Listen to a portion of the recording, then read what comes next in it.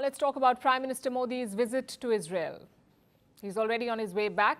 The visit lasted barely 24 hours and yet it caught the world's attention because it came at a time when West Asia is bracing for war. We've just told you about it. Tensions between the US and Iran are rising. Despite this backdrop, India had a meaningful engagement with Israel. Tonight we are bringing you 5 highlights. Number 1, Prime Minister Modi's address at the Knesset. The Knesset is the Israeli parliament. Yesterday, Modi became the first Indian Prime Minister to address it, and he received a rousing reception. כבוד ראש ממשלת הודו.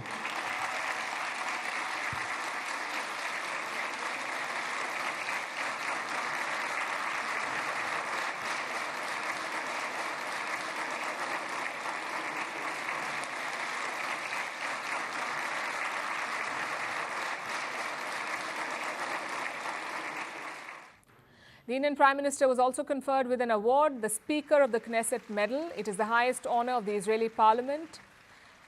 And reports say Prime Minister Modi became the first world leader to receive it. Israeli Prime Minister Benjamin Netanyahu called him a brother. I said, Narendra, my dear friend, these are not just words. I would almost venture to say, more than a friend, a brother. In many ways, brothers. Highlight number 2, the speech itself. Prime Minister Modi slammed the Hamas attack of October 2023. He said India stands with Israel against terrorism. The deepest condolences of the people of India for every life lost and for every family whose world was shattered in the barbaric terrorist attack by Hamas on October 7. We feel your pain. We share your grief. India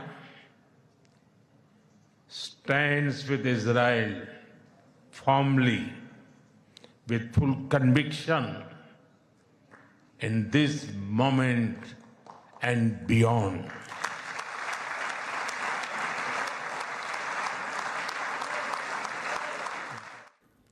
Three years ago, on October 7, 2023, Hamas attacked Israel. It killed 1,200 people and took more than 250 hostages. In response, Israel launched a military operation in Gaza. The operation lasted for more than 2 years. Israel systematically dismantled Hamas's top leadership. It also struck the Hezbollah in Lebanon. But it could not wipe out the Hamas, and until the war ended, it could not bring back all the hostages. Also, the cost of the operation was enormous. More than 70,000 people were killed in Gaza, and the overwhelming majority were civilians. India is among the countries that sent humanitarian aid to Gaza during the conflict, but India also firmly stands against terrorism. Prime Minister Modi drew parallels between the October 7th attack in Israel and the 26/11 terrorist attack in Mumbai. Pakistani terrorists had killed more than 160 people in Mumbai, and among them were Israeli citizens. So the Indian leader's message resonated with Israeli parliamentarians. Prime Minister Modi reminded the Knesset that for India too, terrorism is a lived reality. At the same time, he also spoke of peace.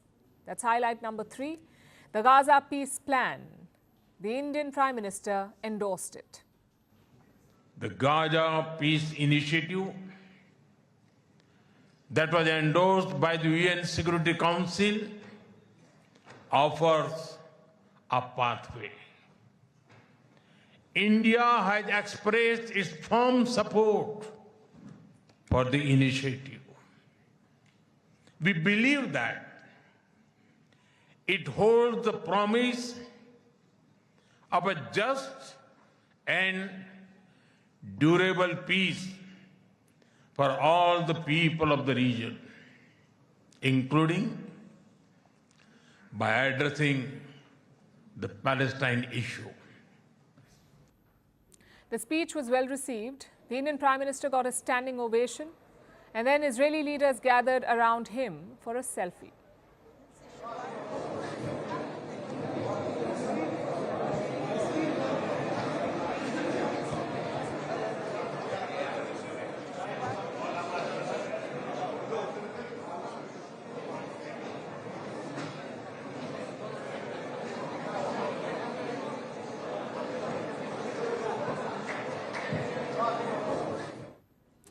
All of this happened yesterday on the first day of the visit, or the first half of the visit rather. Today the leaders got down to business. Prime Ministers Modi and Netanyahu held bilateral talks earlier today. And that's highlight number 4. India and Israel are elevating ties to a special strategic partnership. Now this is a formal diplomatic upgrade. They also signed at least 16 agreements today, including pacts on civil nuclear energy, space cooperation, agriculture technology and defense. Now, in the run-up to this meeting, reports said that defense deals worth billions of dollars were on the table. We have to say none of that was announced today, but overall defense ties are being strengthened. Israel is already among India's top arms suppliers. They're now talking about building weapons together. That means joint development, production and tech transfer between India and Israel. There's also a trade deal on the horizon, and that's highlight number 5. India and Israel will fast-track negotiations for an FTA, a free trade agreement. These talks have been on for years. Today's meeting has given a new thrust to them. आपसी निवेश को बढ़ावा देने के लिए हमने पिछले वर्ष बायलैटरल इन्वेस्टमेंट एग्रीमेंट किया। हम शीघ्र ही एक mutually beneficial free trade agreement को भी अंतिम रूप देंगे। The proposed agreement would reduce tariffs, widen market access and accelerate technology sharing. The sectors in focus are defense manufacturing, agriculture, digital innovation and clean energy. So overall, it's a major upgrade in bilateral ties. Beyond the formal engagements, some other moments stood out, like a visit to Yad Vashem. Yad Vashem is Israel's Holocaust memorial. The two leaders went there together. Prime Minister Modi laid a wreath. He stood before the eternal flame and he planted a sapling alongside Israeli President Isaac Herzog.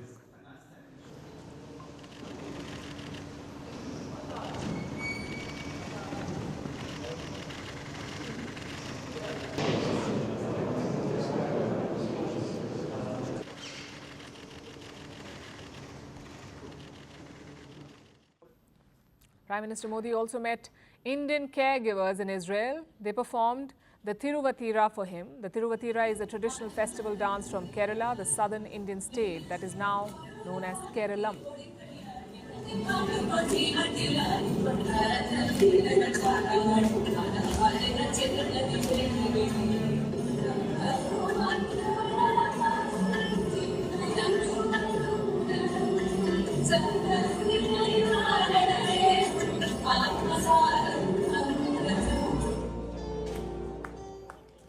So those were the major highlights. This visit underscores the essence of Indian foreign policy, that is strategic autonomy.